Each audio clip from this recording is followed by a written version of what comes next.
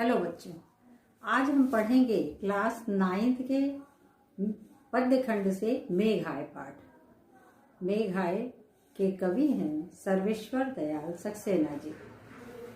सर्वेश्वर दयाल सक्सेना जी ने प्रकृति का चित्रण करते हुए और इस पाठ में मानवीकरण का प्रयोग किया है, क्योंकि उन्होंने मेघ को, मेघ यानी बादल के आने का वर्णन किया है और उसकी तुलना उन्होंने की है आने वाले मेहमान से, या फिर कह सकते हैं कि शहर से आए हुए दूल्हे से। उन्होंने तुलना करते हुए इस पाठ का वर्णन किया है। चलिए पाठ देखते हैं। मेघ आए बड़े बंठन के संवर के, आगे आगे नाचती गाती बयार चली, दरवाजे खिड़कियां खुलने लगी गली गली, पाहुन जो आए हों गांव में शहर के, मेघ आए बड़े बंठन के संवर के। यहाँ पर कवि कह रहे हैं कि मेघ यानी बादल, घटाएं छाई हुई हैं और बादल जो हैं वो बड़े ही बन ठन कर सज संवर कर आए हैं। अर्थात वर्षा होने के पहले बादल जो छाए हुए हैं उसके लिए कह रहे हैं कवि कि मेघ जो है बड़े बंठन कर आए हैं। और वह किस तरह बंठन कर आए हैं? जिस प्रकार से शहर में रहने वाला दामाद या पाहुन यानी मेहमान गांव में जब आता है, अपने ससुराल आता है, तो वहां पर जब वो आता है तो वह किस तरीके से बन ठन के सज संवर करके आता है, बिल्कुल कि मैं ससुराल जा रहा हूँ। तो उसकी तुलना ठीक उसी से मेघ की तुलना की गई है। और कहते हैं कवि कि मेघ आए बड़े बंठन के संवर के, बादल जो है बहुत ही बन ठन कर सज संवर कर आए हैं। जिस तरीके से शहर से आया हुआ दामाद गांव में बन ठन कर सज संवर कर आता है। आगे आगे नाचती गाती बयार चली, और वर्षा के पहले जो हवा चलती है वह हवा ऐसी लग रही है मानो नाचती गाती हुई हवा चल रही है, यानी मेघ के आने का संदेशा दे रही है। अपने हवा के माध्यम से मेघ के आने का संदेशा प्राप्त हो रहा है। ठीक उसी प्रकार जैसे दामाद के आने पर या मेहमान के आने पर सभी तरफ प्रसन्नता का माहौल होता है और उन खबरें पहुंचाई जाती हैं। दरवाजे खिड़कियां खुलने लगी गली गली, और हवा के तेज हवा के चलने से, वर्षा के पहले जो तेज हवा चल रही है उस तेज हवा के चलने से क्या हो रहा है, खिड़कियां दरवाजे सब हवा के प्रभाव से खुल गए हैं। और वे खुली हुई खिड़कियां, मतलब गली में, सड़कों पे, जहाँ पे भी जो घरों की खिड़कियां हैं, वो दरवाजे हैं, वो सभी हवा के आने से खुल गए हैं। पाहुन जो आए हों गांव में शहर के, और सभी लोग उन खिड़कियों से झांक झांक कर देख रहे हैं। जैसे मेहमान जब आते हैं ना, तो सभी लोग क्या करते हैं, अपने अपने खिड़की दरवाजे खोल कर खड़े हो जाते हैं और झांक झांक कर उस आए हुए मेहमान को देखने की कोशिश करते हैं, प्रयास करते हैं। उसी प्रकार बादलों के आने पर, वर्षा के होने के पहले हवा के चलने से जो खिड़की दरवाजे खुल गए हैं, उससे प्रसन्नता जाहिर कर रहे हैं कि बादल आने वाले हैं, उनको देखा जा रहा है। मेघ आए बड़े बंठन के संवर के, बादल जो है बड़े ही सज धज करके संवर करके आए हुए हैं। आगे देखते हैं। पेड़ झुक झांकने लगे गर्दन उचकाए, आंधी चली धूल भगी घाघरा उठाए, बाकी चितवन उठा नदी ठिठकी घूंघट सर के, मेघ आए बड़े बंठन के संवर के। आगे कवि कह रहे हैं कि मेघ झुक झांकने लगे गर्दन उठाए। पेड़ जो हैं हवा के चलने से, जब बादल छाता है और हवा चलती है, तो हवा के चलने से पेड़ जो हैं वो कैसे हो रहे हैं, हवा से हिल रहे हैं। और हवा से हिलते हुए पेड़ ऐसे लग रहे हैं मानो कभी वो गर्दन उचका रहे हैं, कभी झुका रहे हैं, और इस तरह उचक उचक कर आने वाले मेहमान को देखने का प्रयास कर रहे हैं, अर्थात बादल को देखने का प्रयास कर रहे हैं। जिस प्रकार से जब गांव में मेहमान आते हैं तो, या दामाद आता है, तो गांव के लोग उनको उचक उचक कर देखने की कोशिश करते हैं कि कौन आया है। आंधी चली धूल भागी घाघरा उठाए, और वर्षा के पहले तेज हवा इतनी तेज चलने लगी है कि हवा का बवंडर सा बन गया है, गोल गोल बवंडर बन गया है, जिसको देखकर ऐसा एहसास हो रहा है, महसूस हो रहा है कि मानो घाघरा उठाकर कोई युवती दौड़ रही हो। जैसे मेहमान के आने पर युवतियां क्या करती हैं, उनको देखकर घाघरा उठाकर दौड़ करके जाती हैं और घरों में खबर देती हैं कि मेहमान आ गए हैं।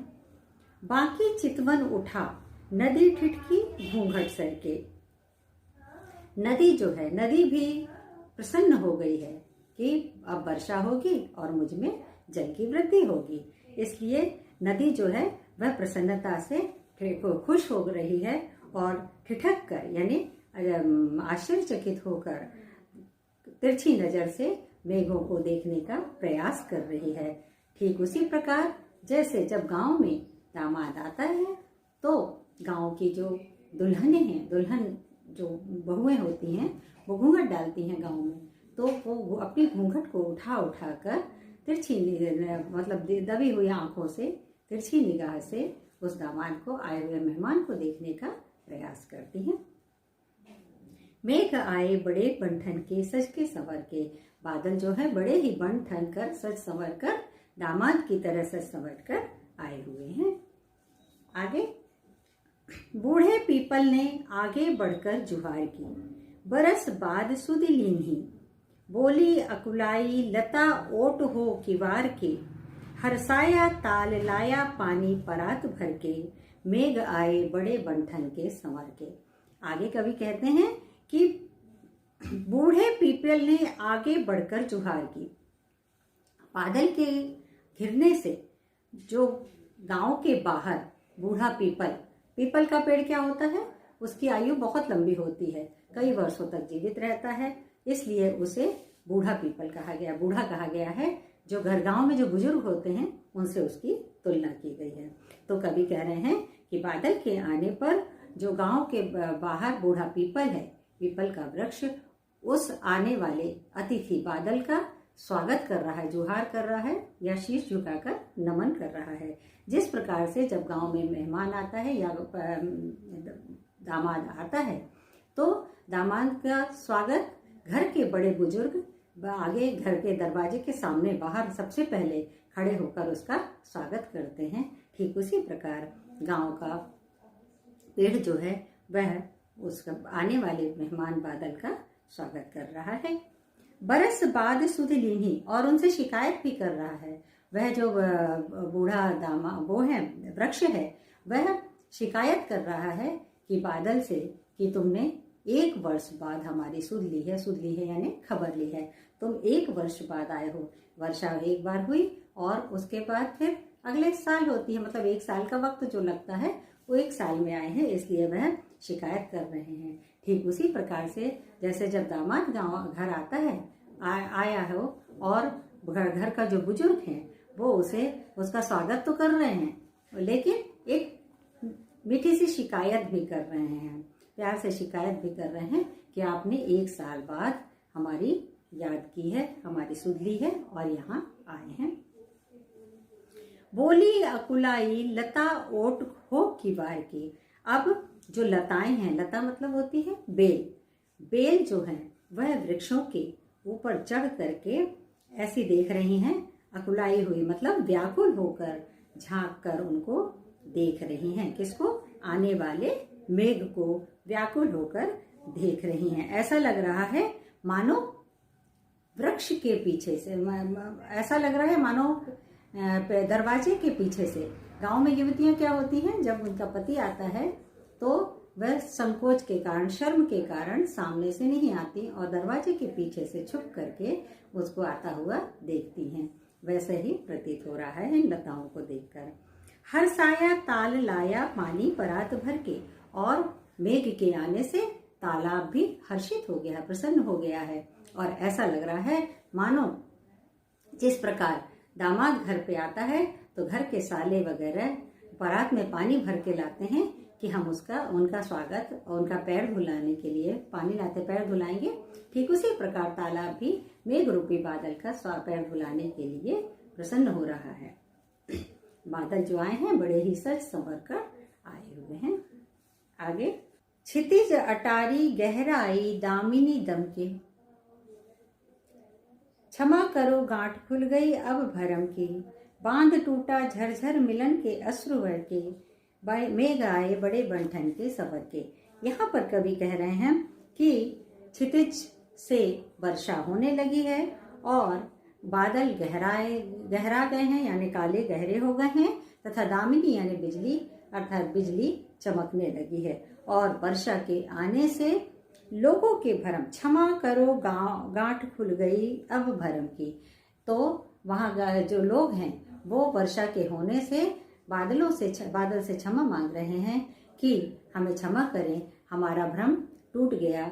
जो हमें लग रहा था कि पता नहीं बारिश होगी या नहीं होगी और वर्षा हो गई है, इसलिए वे बादल से क्षमा मांग रहे हैं क्योंकि उनका भ्रम टूट गया है। ठीक उसी प्रकार कवि कह रहे हैं कि यह वैसी ही स्थिति है जैसे क्षितिज यानी होता है जहाँ पर धरती और आकाश मिलते हुए दिखाई देते हैं। हम जब कहीं दूर पे देखते हैं तो हमें देखकर ऐसा प्रतीत होता है मानो धरती और आकाश मिल गए हैं, एक हो गए हैं। ऐसी स्थिति, ऐसा प्रतीत हमें होता है दूर देखने पर, तो उसे कहा जाता है क्षितिज। तो क्षितिज अटारी गहराई यानी क्षितिज यानी धरती और आकाश का मिलन। तो यहाँ पर कवि जो कह रहे हैं कि दामाद और बेटी का मिलन हो गया है, यानी दोनों आपस में मिल गए हैं, लेकिन बेटी जो है वह भी प्रसन्न है और सोच रही है कि मेरा भी भ्रम टूट गया, उसका भी भ्रम टूट गया, क्योंकि उसका सोचना था कि शायद मेरे पति मुझे भूल गए हैं और वो पता नहीं आएंगे या नहीं आएंगे, लेकिन वो आ गए और उन्हें देखकर उसका भी भ्रम टूट गया और वह अत्यधिक प्रसन्न है। उन दोनों का मिलन हो गया। बांध टूटा झरझर मिलन के अश्रु भर के, और वर्षा के होने से लोग भी प्रसन्न हैं और प्रसन्नता के आंसू निकल रहे हैं। ठीक उसी प्रकार लड़की के पति के आने पर मिलन की जो खुशी है वह अपनी जो विरह वेदना सह रही थी वह खत्म हुई उसकी, और उन दोनों का जब मिलन हुआ तो उनके मिलने से जो अत्यधिक प्रसन्नता हुई उसके कारण खुशी के आंसू उसकी आंखों से बह रहे हैं। मेघ आए बड़े बंठन के, यानी बादल जो है बड़े ही बंठन के सच समझकर ठीक उसी प्रकार आए हैं जैसे गांव में मेहमान सज धज कर संवर कर आते हैं। और इस प्रकार से इस पूरे पाठ में मानवीकरण अलंकार है, क्योंकि इस पाठ में कवि ने प्रकृति की तुलना मानव से की है, दामाद से की है, इसलिए यहाँ पर पूरे पाठ में मानवीकरण अलंकार है। ये पाठ हुआ खत्म। आप मेरे इस वीडियो को लाइक करें, शेयर करें व सब्सक्राइब करें। 9th पढ़ने वाले स्टूडेंट जो कि आपके मित्र हैं उन्हें ज़रूर शेयर करें ताकि वो भी इस वीडियो से लाभान्वित हो सकें।